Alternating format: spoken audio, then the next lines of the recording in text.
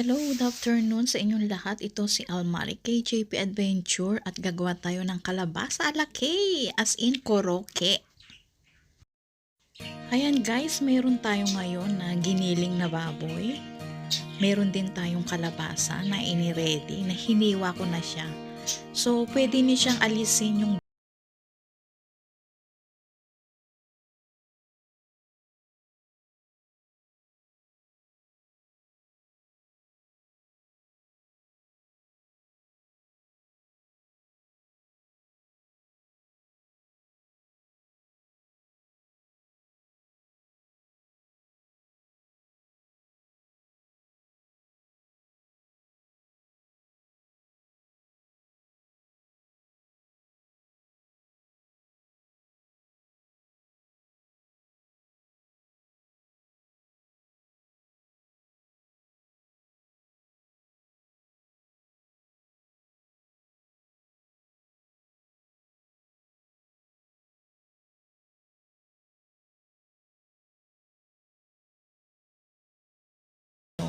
ayan, kayo naman ang mag-aano kung ano yung gusto nyo.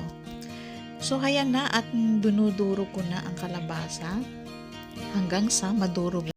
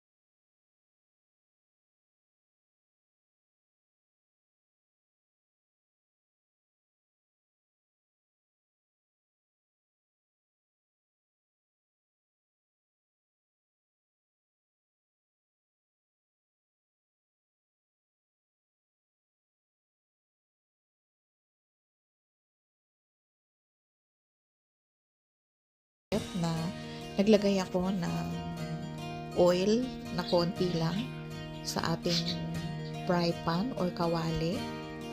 Pwede din kayong gumamit ng mantika.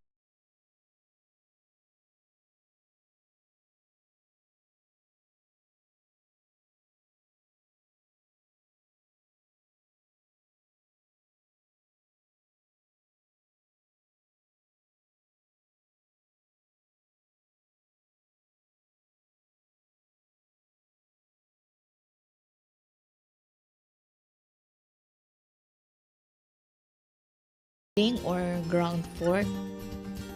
So, pwede din nyo din gumamit ng beef. Pwede din kayong gumamit ng chicken. Conforme sa inyong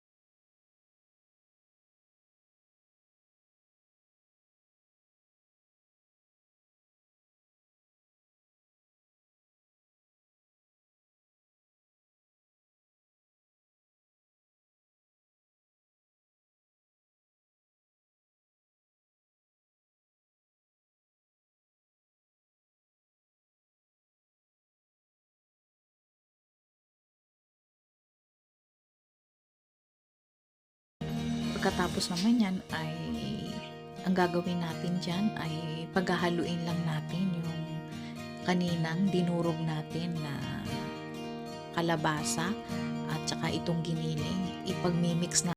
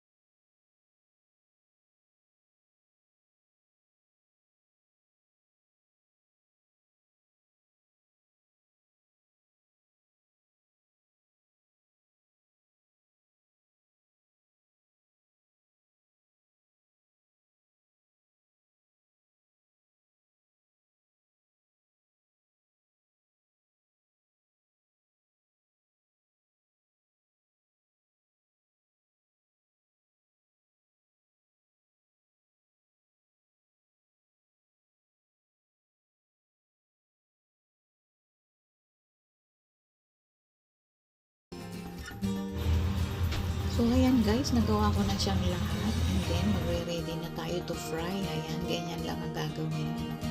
So, magpainit lang tayo ng mantika. And then, ihuhulog lang natin siya ng ganyan sa ating mantika. So, mas mainam siguro o mas better ang lubog sa mantika. So, ako ay nagtitipid. So, ganyan lang kadami ang ginawa kong mantika para hindi gaanong magastos, diba? So, ayan lang ang aking ginawa. And then, siguro ay i-fry natin siya ng 3 to 4 minutes hanggang sa maging golden brown ang ating kulay ng ating koroke. Ayan. At kapag nag-golden brown na siya, is babalik na rin natin siya ng kabila. Ayan. Ganyan lang guys.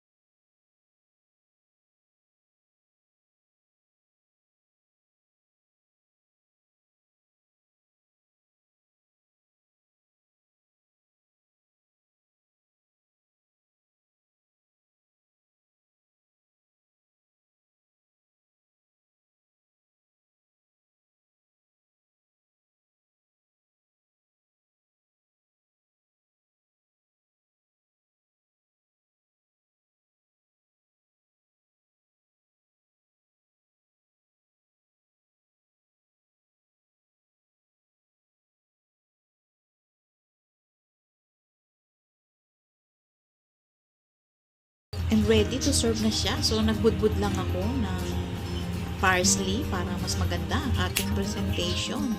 So, thank you so much and happy eating!